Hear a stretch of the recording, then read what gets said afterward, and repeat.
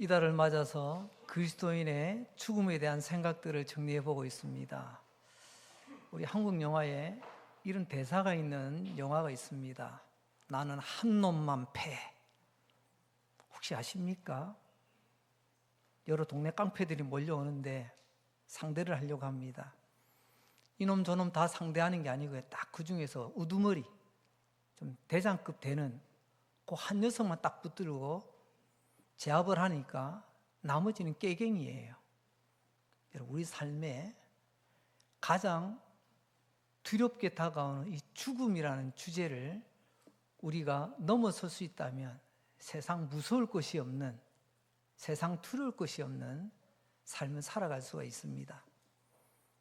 피하고 싶지만 피할 수 없는 주제, 그러나 이 죽음의 주제를 잘 넘어가시면 하나님의 영원한 영광의 나라로 이어져 가는 일에 우리가 큰 힘을 얻게 될 줄로 믿습니다. 지난 몇 번을 기억해 보면요, 첫 번째는 죽음도 은혜로 바꾸시는, 죽음도 복되게 바꾸시는 하나님의 은혜에 대해서 말씀했습니다. 그리스도인이라고 죽지 않는 건 아니거든요. 우리 몸도 죽어요.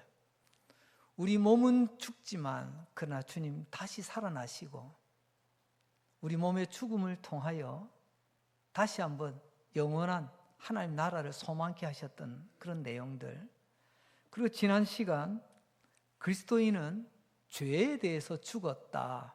이젠 죄에 질질 끌려다니지 않는다. 죄가 시키는 대로 하지 않는다. 죄에 대해서 이제는 저항할 수 있다. 아니 맞서 싸울 수 있다. 라는 내용들을 전했습니다. 이제 오늘 세 번째입니다. 오늘 말씀을 보게 되면 특별히 19절에 율법에 대하여 죽었다라는 표현이 오늘 계속 강조됩니다. 율법에 대해서 죽었다. 갈라디아서 2장 16절 말씀입니다. 사람이 의롭게 되는 것은 율법의 행위로 말미암음이 아니요 오직 예수 그리스도를 믿음으로 말미암는 줄 알고 우리도 예수 그리스도를 믿나니 우리가 율법의 행위로서가 아니고 그리스도를 믿음으로써 의롭다함을 얻으려 함이라. 율법의 행위로서는 의롭다함을 얻을 육체가 없느니라. 이 16절 안에 복음의 핵심이 다 담겨 있습니다. 복음이 뭐죠? 복음은 우리를 구원하는 진리를 말합니다. 복음의 핵심, 그것은 사람은 믿음으로 말미암아 의롭다함을 얻게 된다는 것입니다. 믿음으로 의롭다함을 얻는 것, 이게 가장 복된 소리 복음입니다. 교회 다니면 구원 얻는다고요? 비슷해 보입니다. 그러나 그것은 미신입니다. 교회 다녀서 구원 얻는 게 아닙니다. 목사 되면 구원 얻는다고요? 이 또한 미신입니다. 목사가 되면 구원 받는 게 아닙니다. 하나님은 말씀합니다. 모든 사람 믿음으로써 의롭다함을 얻음. 이 의롭다함을 얻는다는 것이 구원 얻는다는 것을 말합니다. 여러분, 의롭다함을 얻는다는 것 보세요. 얻는다. 내가 만들어내는 것 아니고 내가 뜯어내는 것 아닙니다. 주셔야 받는 거예요. 구원에 관하여는 철저하게 우리가 수동적일 수밖에 없다는 것을 말씀하고 있습니다. 그러면 주시는 분은 누구죠? 물론 하나님이십니다. 하나님께서 우리에게 구원을 주셔야 우리가 구원을 받는 겁니다. 믿습니까? 하나님께서 영생을 주셔야 우리가 영생을 누리는 겁니다. 천국도 하나님이 주셔야 우리가 받는 거예요. 하나님께서 의롭다함을 주셔야 됩니다. 우리는 그것을 얻는 사람입니다. 이렇게 모든 사람은 믿음으로 의롭다함을 얻는다. 이게 구원의 진리다라고 말씀을 드립니다. 첫 번째 주제입니다. 예수 그리스도를 믿음으로 의롭다함을 얻는다는 거예요. 그냥 얻는 게 아닙니다. 자, 이것은 무슨 말이냐? 몇 가지를 조금 더 세부적으로 살펴봅니다. 사람이 의롭다함을 얻는다는 말이 무슨 뜻인가? 이게 왜 필요한가? 그 의미는 이 의롭다는 말을 잘 생각해 보면 알 수가 있습니다. 의롭다의 반대말이 뭘까요? 죄 있다라는 말이에요. 의롭다는 것은 죄가 없다는 것을 말하는 거죠. 이 의롭다는 말은 2000년 전 로마 법정에서 사용하던 법정 용어입니다. 누구도 저 사람이 죄가 있는지 없는지 몰라요. 어떤 사람 저 사람 죄 있다 고소하는 사람 있는가 하면 또 당사자는 나는 죄 없는데요. 자기를 변호하기도 합니다. 그럼 어떻게 해야 됩니까? 누구 말을 들어야 되죠? 그때는 판사의 말을 들을 수밖에 없습니다. 재판관의 말, 그 말이 최종 결론입니다. 다들 주목하여 봅니다. 이 고발 당한 사람도 두렵고 떨리면서 소리를 듣습니다. 판관이 재판합니다. 당신은 이제 죄가 없다. 당신은 이제 의롭다. 판결 끝. 땅땅땅. 그 순간 지금까지 긴장하며 두려워하며 초조해하던 이 죄인의 자리에 서 있던 피고의 자리에 서 있던 이 사람 얼굴이 환하게 밝아지게 될 것입니다. 그렇습니다. 판결하는 재판관, 그분이 우리의 하나님이십니다. 판결을 듣기 전까지는 초조해하며 두려워하며 떨고 있는 그 자리에 바로 저와 여러분 우리가 있습니다. 죄인이 있습니다. 그때 어떻게 판결을 받습니까? 의롭다. 너는 의롭다. 즉 너는 죄 없어 라고 판결을 받는 순간 표정만 달라지나요? 이런 의롭다는 판결을 받고 나면 가장 중요한 것이 있습니다. 반대로 죄 있다. 유죄로 판결이 나면 그 순간부터 이 사람은 붙들려서 감옥에 가서 나의 모든 자유와 권리를 박탈당합니다. 쉽게 말해 이게 묶여버리는 거죠. 가고 싶은데 못 갑니다. 내가 하고 싶은 거 못 해요. 이게 죄로 판정되었을 때, 그러나 이 죄가 없다고 판결이 되면요, 홀가분합니다. 난 어디든지 갈 수 있고 무엇이든지 할 수 있게 됩니다. 의롭다함을 얻는 것이 왜 이렇게 중요한가? 의롭다함을 얻어야 내가 하나님 앞으로 나갈 수 있다는 것입니다. 죄인은 하나님 앞에 나갈 수가 없어요. 의롭다함을 받아야 거룩하신 하나님, 의로우신 하나님께로 우리가 자유롭게 나갈 수가 있다는 것입니다. 그래서 우리는 그리스도인은 의롭다함을 받은 사람입니다. 그리스도는 이 의롭다함을 받았기 때문에 우리는 여기서부터 예배가 시작이 되는 것입니다. 예배의 시작은 하나님의 의롭다 하심을 받은 그 사람들이 드리는 예배가 하나님이 기뻐 받으시는 예배가 되는 것입니다. 또한 의롭다 하심을 받은 바로 그때로부터 우리의 기도가 하나님께 상달, 하나님께 올려지게 됩니다. 기도는 누가 할까요? 돌아보니까요, 기도는 누구나 하더라고요. 종교와 상관없이 내가 원하는 소원 담아서 간절히 기도합디다. 하늘 보고 기도하고 달 보고 기도하고 때로는 초하루날 기도하고 보름날 기도하고 어떤 사람들은 시간을 일정을 정해서 100일 기도도 있고요. 무슨 제목만 붙여서 수많은 기도가 있습니다. 그 가운데 우리의 기도는 어떤 기도일까요? 여러분, 우리가 내뱉어서 다 기도가 되는 게 아닙니다. 우리의 기도가 하나님이 받으시느냐, 이게 중요합니다.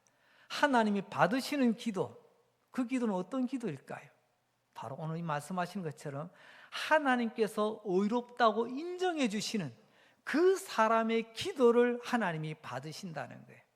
예배도 의롭다 하심을 받아야 온전한 예배가 되고, 기도도 우리가 의롭다 하심을 받아야 우리의 기도가 하나님께서 받으시는 기도가 될 수가 있다는 것입니다. 그럼 두 번째로, 왜 사람들은 이 의롭다함을 받아야만 하는가? 그 이유를 좀 더 생각해 봅니다. 내가 만들면 안 되나요? 내가 캐내면 되지 않나요? 여러분, 구원은 내가 만드는 게 아닙니다. 의롭다함은 내가 만드는 게 아니에요. 그러면요, 구원은 얻는 겁니다. 받는 거예요. 그래서 한마디로 말하면 구원은 하나님의 은혜로 얻는 것, 의롭다함도 하나님의 은혜로 얻는 것. 이런 우리 하나님 거룩하십니다마는 우리는 거룩하지 않아요. 우리 하나님은 의로우십니다마는 우리는 더럽습니다. 우리 하나님은 빛이십니다마는 우리는 어둠입니다. 이런 우리가 하나님께서 받아들여지는 그런 존재가 되기 위해서는 먼저 하나님으로부터 의롭다 함을 우리가 받아야 한다는 것입니다.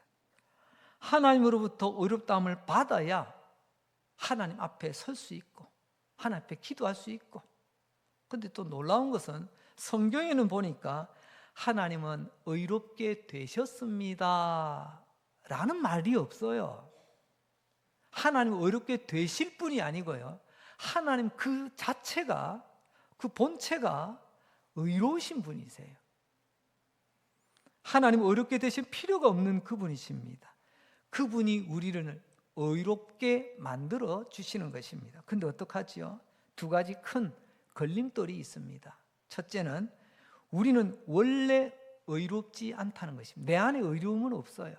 두 번째는 내 노력과 내 힘으로 의롭게 될 수도 없다는 것입니다.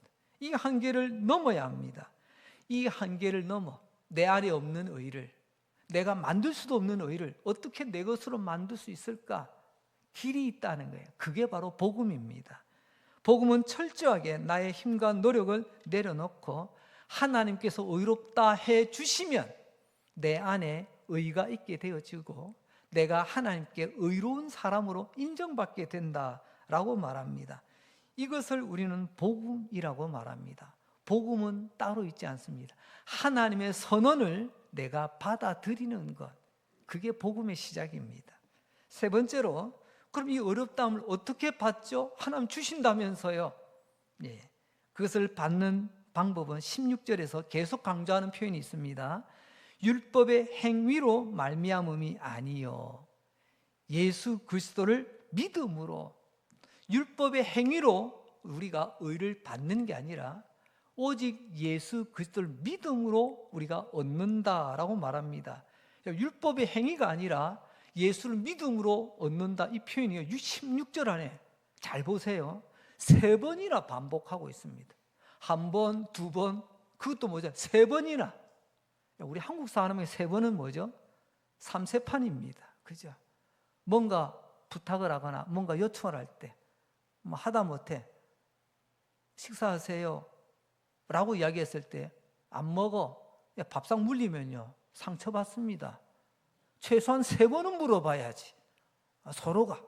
우리는 좀 3, 4번 뭐 이런 게 좀 있어요. 여기서 3번은 그런 의미가 아닙니다. 성경의 3번은 3세판이 아니고요 완전하다는 것입니다. 확실하게 율법의 행위로 하나님의 의를 얻는 게 아니라 오직 예수를 믿음으로써만 우리가 하나님의 의를 얻을 수 있다, 이걸 강조하고 있는 것입니다. 그럼 예수 믿는다는 게 뭐죠? 목사님, 저 예수 믿는데요. 예수 믿는다는 것을 가장 간단한 3가지만, 핵심만 요약 정리해드리면, 첫째, 예수님이 나의 구주이심을 믿는 겁니다. 나 예수님 어디서 태어난 줄 알아요? 베들레헴이라면서요. 예수님 때문에 크리스마스가 만들어졌다는 것도 알고 있습니다. 아버지 요셉이 목수였다는 것도 난 알고 있습니다. 나 그래서 예수님 알아요. 이것 아닙니다. 이건 예수님을 아는 게 아니에요. 예수님을 온전히 믿는 사람은 예수님이 나의 구원자십니다, 예수님이 나의 주인이십니다 라는 것을 믿고 받아들이는 것을 예수 믿는다라고 말하는 거예요. 여러분은 예수님이 나의 구원자이심을 믿습니까? 여러분은 예수님이 주인 되심을 믿습니까? 아니던데요. 내가 주인이던데요. 마치 예수님을 주인이 아니라 저 알라딘 그 요술 램프 그 안에 뭐가 있죠? 진이라고 하는, 내 말 잘 듣는 그런 요정이 있어요. 마치 예수님을 믿는데 나의 주인이 아니라 나의 요정처럼 부리려고 생각하는 분들이 의외로 많이 계시더라고요. 내가 원하는 대로 하는데 필요할 때만 꼭 찾습니다. 이것 좀 해줘, 저것 좀 해줘. 마치 요술 램프 살살 만지듯이 내 손을 살살 만집니다. 요술 램프 애지중지하듯이 때로는 예배당 문턱을 그렇게 마르고 닳도록 오고 갑니다. 그런데 정작 내 삶의 주인은 나라고 여깁니다. 이건 예수 제대로 믿는 게 아니에요. 두 번째로는 십자가의 대속을 믿는 겁니다. 예수님께서 십자가에서 피 흘려 죽으셔서 나 대신 죽으심으로 내가 죄 용서 받았다는 것을 믿는 것이 예수 믿는 겁니다. 십자가 없는 예수 굉장히 멋져 보이죠. 십자가 없는 예수 굉장히 편합니다. 그러나 우리가 믿는 예수는요, 십자가에서 못 박혀 피 흘려 죽으신 예수님, 그 십자가의 죽음 때문에 내가 용서받았다는 사실을 믿는 믿음을 예수 믿는다라고 표현하는 거예요. 그리고 세 번째로는요, 예수님께서는 이 모든 것 이루시기 위하여 하나님 아버지께 완전히 순종하셨다라는 것을 믿는 겁니다. 예수님의 순종은 어디까지죠?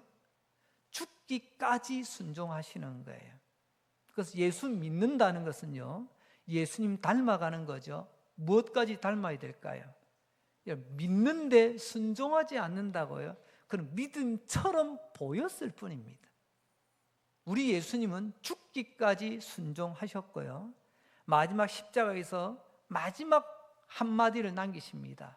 나는 다 이루었다. 무슨 말일까요? 아버지의 요구를 나는 다 순종했다는 말이에요. 우리는 그 예수님을 믿습니다. 그래서 믿음이라 말하며 순종의 열매가 없다면 죄송합니다. 그건 믿음이 아니에요. 비슷하게 보이겠지만 그것은 알곡이 아니라 가라지 믿음입니다. 우리는 어떻습니까? 나는 믿음을 이야기하면서 내 삶에 순종의 열매도 따라가고 있나요? 정리를 해보면 이렇습니다. 의롭다 함은 하나님께서 주시는 것, 구원도 하나님이 주시는 것, 영생도 하나님이 주시는 것, 영원한 하나님의 나라도 하나님께서 주시는 것, 우리는 그저 하나님 주실 때 받아들이는 것밖에 없어요. 그냥 얻는 게 아닙니다. 예수 그리스도를 믿는 자에게 하나님 이것을 주신다고 말씀하십니다. 그래서 예수 믿습니다 라고 말하는 것, 이 고백이 그래서 중요한 것입니다. 나는 교회 다닙니다, 이렇게 말하지 맙시다. 나 예수 믿습니다 라고 말합시다. 두 번째 주제입니다. 율법의 행위로 얻는 것이 아니다라고 오늘 말씀하고 계십니다.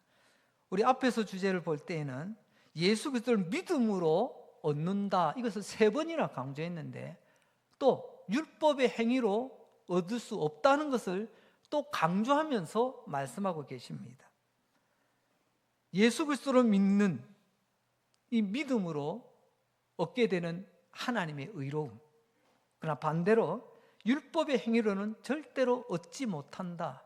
흰색을 강조하기 위해서는요, 옆에 검은 것 갖다 대보면 압니다. 여러분 사진 찍을 때 주로 누구 옆에 가나요? 내가 도드라지기 위해서요. 죄송합니다. 나보다 조금 못한 친구들 옆에 가요.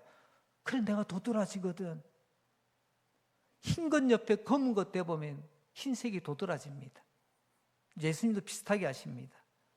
예수를 믿음으로 얻는 이 의를 강조하기 위해서 율법의 행위로는 절대 얻을 수 없다는 것을 말씀하십니다. 첫 번째로 율법으로 얻는 것이냐 아니면 율법의 행위로 얻는 것이냐 헷갈리지 마시기 바랍니다. 여러분 오늘 16절을 보게 되면 사람은 율법으로 의롭다함을 얻지 못한다 라고 되어 있지 않습니다. 잘 보세요. 율법으로가 아니고요, 율법의 행위로 의롭다함을 얻지 못한다고 말씀되어 있어요. 왠 줄 아세요? 율법은 나쁜 게 아니에요. 율법은 하나님의 말씀 그 자체입니다. 그런데 그 율법을 지켜나가는 행위, 그 행위로 우리가 의롭다함을 받을 수 있느냐? 성경은 말합니다. 하나님은 말씀합니다. 절대 그럴 수 없느니라. 여러분, 하나님이 아니라면 아닌 줄 믿으시기 바랍니다. 나는 아닌 것 같은데 의사 선생님 이거 병이랍니다. 이거 위험하답니다. 빨리 치료받아야 된답니다. 아닌데요. 나 괜찮은데요. 오늘 아침까지도 밥 잘 먹고 왔는데요. 계속 우겨보세요. 결국은 내 몸만 망가집니다. 신앙생활도 마찬가지입니다. 내가 아무리 이렇게 생각되어도 이렇게 보여도 하나님이 아니라 하면 아닌 줄 알겠습니다. 믿고 받아들이는 게 믿음의 태도예요. 율법의 행위라는 것은 넓게는 하나님의 말씀 자체가 율법이라고 했지 않습니까? 조금만 좁게 살펴보게 되어지면 하나님의 말씀을 우리가 지켜 행하는 우리의 행위를 말하고 있습니다. 하나님께서 말씀하신 것, 그래서 우리가 지켜나가야 되는데 때로는 이게 앞뒤, 주객이 바뀔 때가 있습니다. 하나님이 말씀하신 것을 내가 이만큼 잘 지켜 행하겠습니다, 이런 자세가 아니라 내가 이만큼 하고 있으니 하나님 그렇게 봐주시겠지, 비슷한 의미로 지성이면 감천이라는 말을 우리 옛부터 많이 써왔습니다. 우리가 이렇게 정성껏 열심을 다하다 보면 하늘도 감동하지 않겠냐? 일반인들에게는 통할지 모르겠습니다. 그럼 신앙의 영역에 함부로 지성이면 감천 이런 태도를 뒤미로 대시면 큰일 납니다. 하나님이 말씀하지 않았는데 내가 열심을 내. 그리고요, 하나님과 말씀과 상관없이 내가 이만큼 이렇게 열심히 했으니 내가 오랜 세월 이렇게 많이, 그러니 하나님이 그 정도는 봐주시겠지, 그건 우리 심각한 착각입니다. 오늘 하나님께서는 말씀합니다. 우리의 모든 인간의 행위, 이것은 종교적, 도덕적, 윤리적 행위를 다 포함하고 있습니다. 이 모든 것들 하나하나 쌓아 나가면 언젠간 하나님이 그렇게 봐주시겠지. 나의 공로, 나의 열심, 나의 종교적 올바름, 윤리적 올바름, 이런 것들로 한 벽돌 하나하나씩 쌓아가면 언젠간 이것 하나님 인정해 주시겠지. 이게 우리의 죄로 오염된 본능이요, 오염된 종교심이라고 부를 수 있습니다. 이 오염된 내 마음의 종교심이 눈에 보이는 형상으로 드러나는 것이 성경에는요, 탑이라고 표현하고 있어요. 가장 대표적인 탑이 바벨 탑이겠죠. 세상의 어지간한 종교에는 다 탑이 있더라고요. 그 탑이 가지고 있는 상징성이 뭐냐? 그게 바로 이겁니다. 우리가 열심히 노력해서 이만큼 공을 들여 쌓았으니 결코 헛되지 않으리라. 우리 속담에 공든탑이 무너지랴. 우리가 이만큼 했는데 이 원조가 바벨탑입니다. 우리가 함께 힘을 모아 이렇게 탑을 쌓으면 결국 우리가 어떻게 해요? 하나님께 닿게 되리라. 하나님께서 우리를 알아주시리라. 그런 착각을 하게 되는 거죠. 바벨탑 공사장 옆에 이런 플랜카드가 걸려있는 거 믿음의 눈으로 보시기 바랍니다. 우리가 이 탑을 쌓아 하늘에 닿게 하자, 이런 구호가 다 펄럭이며 달려 있습니다. 결국 우리 인간의 공로, 인간의 행위로 구원을 얻을 수 있다고 하는 그런 희망의 노력이 바로 바벨탑이라고 말할 수 있습니다. 이것을 오늘 갈라디아에서는요, 율법의 행위로 의롭다함을 얻는 것이다 라고 말씀하십니다. 유대인들에게는 이 율법의 행위, 우리에게는 도덕적이고 윤리적인 행위가 되겠죠. 때로는 종교적인 공로와 업적들이 될 수 있습니다. 여러분, 이것들로 탑을 쌓으면 언젠가는 이 탑이 하늘에 닿겠지, 하나님도 알아주시겠지. 여러분, 이게 율법의 행위로 의롭다함을 얻는다라는 말씀의 바른 뜻입니다. 그러나 성경은 이렇게 말씀합니다. 사람은 이런 율법의 행위로 의롭다함을 절대로 얻지 못한답니다. 바벨탑 쌓아서 그들이 뜻을 이루었나요? 결국엔 다 무너지고 강제 해산됐지 않습니까? 사람은 오직 의롭다함을 얻을 수 있는 유일한 길, 의롭다함, 구원은 오직 예수 그리스도를 나의 구주로 믿는 것밖에 없다. 유일한 한 길을 열어주셨어요. 여기서 우리는 두 가지를 질문을 드릴 수 있습니다. 주님, 지금까지 제가 교회를 몇 년 다녔는데요, 제가 교회 다니면서 헌금도 많이 하고요, 때 남 모르게 충성 봉사도 많이 했습니다. 그런데 이런 업적과 공로가 내가 하나님께 의롭다함을 얻는데 도움이 안 된다고요? 내가 구원받는데 도움이 안 된다고요? 만약 이런 질문이 되어진다면 성경은 말합니다. 너는 아쉽겠지만 그것으로 우리가 의롭다함을 얻을 수 없다는 거예요. 교회 오래 다녀서 구원받을 것 같으면 적어도 우리 강릉시 안에서는요, 저 중앙감리교회도 있습니다만은 한 80년 된 교회, 우리 교회에서 제일 구원받는 사람 제일 많이 배출할 거예요. 그러면 우리 교회, 역사가 오래된 교회는 구원을 잘 받습니다, 이런 소문을 내면 아마 줄 설 것 같아요. 근데 그런 소리 들어보셨나요? 이런 구원은 우리의 시간의 길이로, 내 땀의 무게로 이루어지는 게 아닙니다. 성경은 말합니다. 오늘 16절에서 말씀하죠. 오직 예수 그리스도를 아는 게 아니고 믿음으로, 그 예수 그리스도를 믿음으로 얻는다고 말합니다. 우리가 착하게 살고 훌륭하게 살고 이웃을 섬기며 사는 것 중요합니다. 그러나 이것은 구원의 조건이 아니죠. 구원 얻기 위한, 자격증 따기 위한 과정이 아니라 구원받은 자로서 마땅히 해야 될 거룩한 삶의 흔적입니다. 그러니까 순서가 맞아야 돼. 하나님의 은혜로 먼저 우리가 의로움을 받고 구원을 받고 그 다음에 이웃을 바르게 섬기는 순서로 나가야 되는 겁니다. 하나님을 바르게 믿는 믿음 없이 내가 이만큼 이웃을 사랑했는데, 봉사도 했는데, 여러 가지 사회 공헌도 했는데 이 정도면 봐주지 않을까? 이것은 어설픈 우리의 종교심에 불과하다는 것입니다. 자, 그럼 두 번째로, 그러면 그렇게 지금까지 살아온 사람들 억울하지 않습니까? 억울해도 소용없어요. 갈라디아서 2장 16절 하반절은 이렇게 우리에게 말씀합니다. 그리스도를 믿음으로써 의롭다함을 얻으려 함이라. 율법의 행위로서는 의롭다함을 얻을 육체가 있어요? 없다잖아요. 하나님께서 말씀하십니다. 하나님의 말씀, 성경이 말씀합니다. 율법의 행위로서는 의롭다함을 얻을 육체가 없다는 거예요. 하나님이 없다면 없는 줄 믿으세요.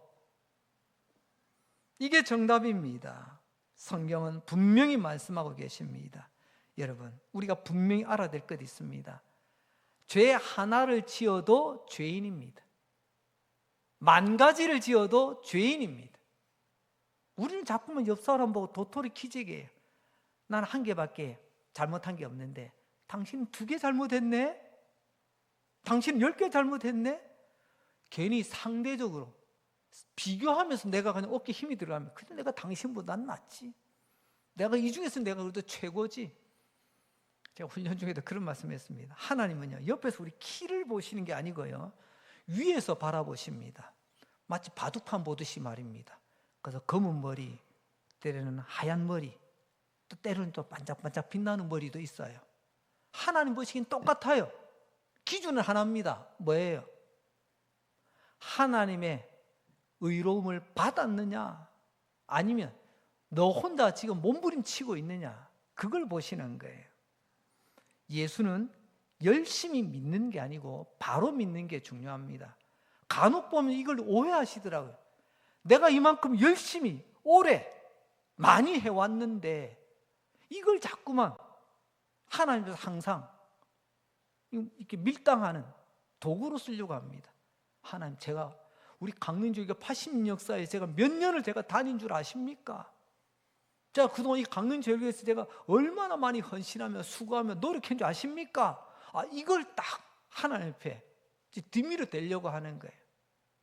하나님 말씀합니다. 하나님의 은혜를 받았느냐? 하나님께서 의롭다 하심을 너는 받았느냐? 너는 은혜 받은 자로서 살고 있느냐? 아니면 열심히 있는 자로 살고 있느냐? 오늘 우리가 이 말씀 앞에서 다시 한번 돌아보시기 원합니다. 기차는 열심히 달려야 서울로 가는 게 아니고요, 바르게 달려야, 바른 방향으로 달려야 서울로 가는 겁니다. 세 번째입니다. 율법에 대해서 나는 죽었습니다. 오늘 말씀 주제죠. 바울은 이 진리에 대해서 마무리를 이렇게 합니다. 19절. 내가 율법으로 말미암아 율법에 대하여 죽었나니 이는 하나님에 대하여 살려 함이라. 율법에 대하여는 죽었고 하나님에 대하여는 내가 살아있다. 나는 그리스도인, 바울처럼 예수 믿는 그리스도인입니다. 우리가 그리스도인이라면 율법에 대해서도 죽은 사람이라고 말할 수 있어야 됩니다. 지난주 주제, 우리는 죽었습니다. 우리가 죽었던 그 흔적이 있습니다. 죄에 대해서 죽었다. 그리스도인은요, 나는 죄에 대해서 죽은 사람이라고 고백할 수 있어야 되듯이 오늘은 율법에 대해서도 죽은 사람이라고 말할 수 있어야 된다는 것입니다. 율법에 대해서 죽었다는 말이 뭘까요? 지난 시간 죄에 대해서 죽었다는 것과 원리는 똑같습니다. 죄에 대해서 죽었다는 건 죄가 없어졌다는 게 아니에요. 죄는 언제나 내 곁에 있고 나를 유혹하려고 하지만 나 이제 죄에게 질질 끌려다니지 않는다는 거예요. 여러분, 율법에 대해서도 죽었다라고 하는 것은요, 이제는 율법이 하라는 대로 하고 하지 말라는 대로 안 한다, 이런 의미가 아닙니다. 율법에도 보게 되면요, 당시에는 유효했지만 지금은 적용되지 않는 그런 율법들도 있습니다. 대표적인 예가 음식법이라고 할 수 있겠죠. 당시 유대인들에게는 이런 것들 저런 것들 여러 가지 이유들 하나님께서 금하신 음식들이 있습니다. 지금은 어떤가요? 신약은 다릅니다. 우리가 무엇을 먹든지 주를 위하여서, 그러나 그 먹는 것이 유익함, 즉 덕을 세우기 위해서 우리가 조심스럽게 가려야 될 필요가 있습니다. 우리는 못 먹는 사람이 아니라 안 먹는 사람들이에요. 피해야 될 것들. 왜요? 하나님의 영광을 위하여, 믿음의 덕을 위하여 우리는 가리는 사람들이에요. 제가 몇 년 전에 우리 교회가 속해 있는 우리 노회 안에, 우리 강릉 지역에는 여러 교회들 연합체가 있습니다. 시찰이라고 하는데요, 부부 수양회를 갔다 온 적이 있습니다. 한 2박 3일 이렇게 돌다 보니까 저 어딥니까? 그 유관순, 그 독립운동 했던 그 지역, 그 지역을 지나는데요, 이 지역에는 순대국밥이 유명하다네요. 예전부터 거기가 장터가 큰 게 있어가지고 그 동네 가면 꼭 순대국밥을 먹어야 된대. 그 동네에 딱 들어갔습니다. 아니나 다를까 입구에서부터 저 뒤까지요, 전부 다 순대국밥집이에요. 그 중에서 어느 집을 정해서 들어갔습니다. 우리 강릉도 참 맛있는 순대국밥 잘 하시지만 그 동네는 그 동네대로 또 맛있습니다. 맛있게 먹고 나왔는데 한 분이 삐죽삐죽하면 잘 안 드시는 거예요. 그래서 결국에는 뭐 만두인가 뭔가 다른 걸로 해가지고 그러면 다르게 했는데, 거기서는 이야기 안 하시는데 돌아오는 차에서 이렇게 이야기합니다. 나는 말씀대로 믿기 때문에 성경에 피채로 먹지 마라 해서 난 피 들어가는 순대는 안 먹어요. 그렇게 말씀하시는 거예요. 여러분, 그분은 성경대로 믿노라고 표현했지만 여러분, 이미 그때 한시적으로 허락하셨던 하나님께서 주신 그 규율을 우리 오늘날 너무 지나치게 과하게 적용하고 있는 건 아닌가 하는 생각들이 좀 들었습니다. 여러분, 하나님께 주신 율법, 그 율법을 우리가 내가 얼마만큼 몇 가지를 지켰다고 나는 괜찮은 사람이야, 나 아니면 누가 하나님의 의로움을 받을 수 있겠어? 구원받을 수 있겠어? 자부하지 마시기 바랍니다. 나는 그리스도인, 나는 율법에 대해서 죽었다라고 하는 것은 나는 이것도 지키고요, 저것도 지킵니다, 하라는 거 하고요, 하지 말라 안 합니다, 이런 의미가 아닙니다. 오늘 지금 우리에게 이 율법의 행위에 대해서 우리가 어떤 태도를 취해야 되느냐, 율법에 대해서 죽었다라는 말은요, 오늘 크게 몇 가지로 말씀드립니다. 첫째, 잘못된 신념에 대해서 죽었다가 율법에 대해서 죽었다는 것을 말합니다. 여러분, 신념이라는 게 뭐죠? 나는 그렇게 생각해, 내가 살아보니 그렇더라고, 내가 책을 보니 그렇더라고, 사람들이 이야기를 들어보니 그렇더라고, 그래서 나는 이렇게 하겠다는 겁니다. 여러 자료들을 모아서 결국은 내 마음이 그렇게 하기로 결정하는 겁니다. 이것을 신념이라고 합니다. 그러나 비슷한 게 있습니다. 나는 이렇게 생각합니다. 하지만 하나님은 이렇게 하기를 원하셔. 내 생각도 있지만 나의 생각보다 하나님의 생각이 먼저 되어 선택하고 결정하는 행위를 우리는 신앙이라고 말합니다. 신념과 신앙, 글씨는 비슷하지만 의미가 완전히 다릅니다. 나는 그렇게 생각해 라고 끝까지 고집하는 신념이 있는가 하면, 하나님께서 말씀하시니 나는 하나님 말씀에 순종하겠습니다. 순종의 태도를 가진 사람은 바른 신앙의를 걸어갈 수가 있어요. 순종하지 못하는 사람은, 달리 말하자면 이 사람은 신념에 투철한 사람이에요. 오늘 율법에 대해서 죽었다라고 하는 건, 그것은 잘못된 신념에 대해서 나는 죽었다를 고백하는 사람입니다. 잘못된 믿음. 오늘 우리에게는 잘못된 신념은 없나요? 하나님께서 그렇게 말씀하셔도 그건 하나님 생각이고요, 그건 교회 생각이고요, 때로는 말씀을 전합니다. 진리에서 벗어나지 않았음에도 불구하고 그건 목사님 생각이고요. 어떻습니까? 나는 지금 신앙인으로 달려가고 있습니까? 아니면 나는 신념인으로 달려가고 있습니까?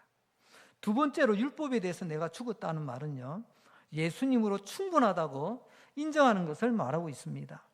예수님으로 충분하다. 율법에 대해서 죽었다.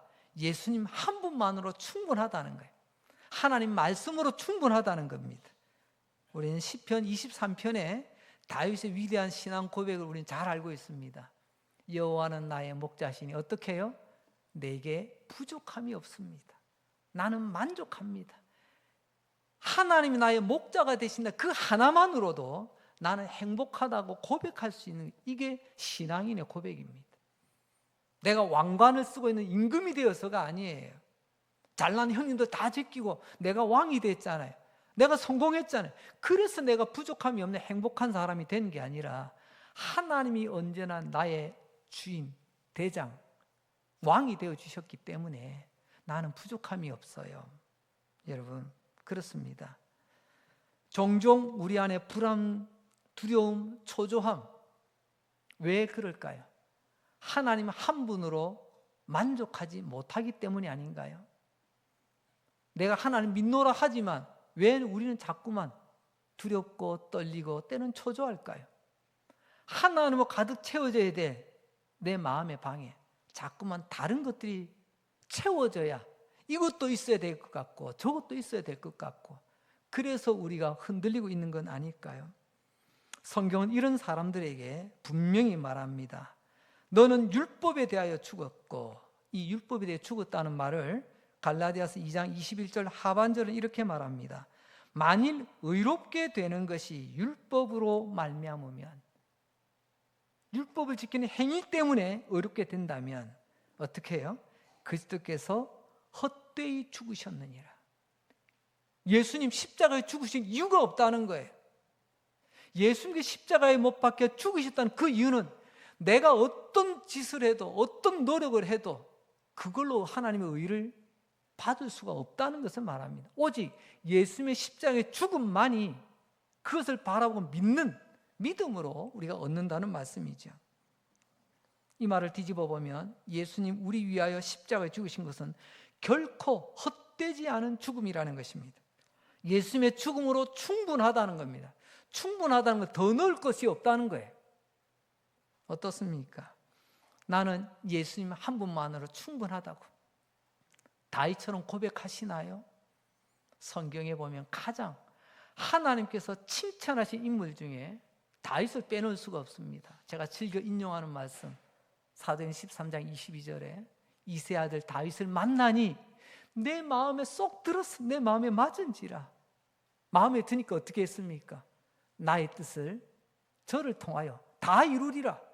다윗처럼 하나님께 멋지게 쓰임받은 인생이 어디 있습니까?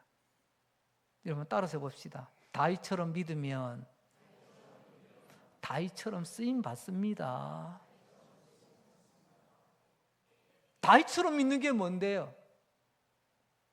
여호와 나의 목자 되십니다.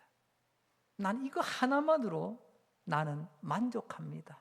행복합니다. 말씀을 맺겠습니다. 그렇다면 이제 우리가 어떻게 살아야 할까요?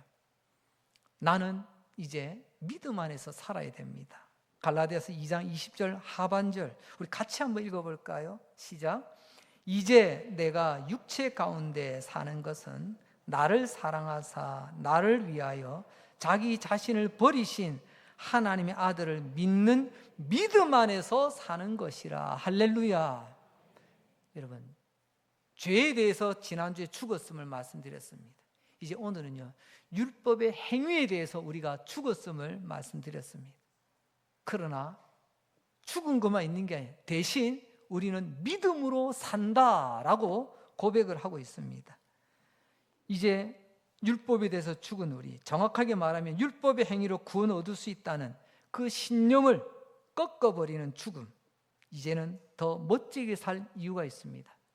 그것은 다름이 아니라 나 위하여 십자가에서 못 박혀 피 흘려 죽으신 그 예수님 위하여, 예수 믿고 예수님과 함께 걸어가는 그 길이 바로 믿음 안에서 사는 길입니다. 오늘 저와 여러분, 그리스도인으로서 생각해야 될 죽음, 오늘 세 번째 시간을 가졌습니다. 죽음, 막연히 두렵고 피할 것으로 여기지 마시고 바르게 대하여 내 안에 죽을 것은 죽여야 돼요. 그리고 다시금 주 안에서 주님과 함께 내가 어떤 모습으로 살아야 되는지를 알고 이 험난한 세월 가운데 믿음으로 승리하시는 저와 여러분 되시기를 주님의 이름으로 축복합니다.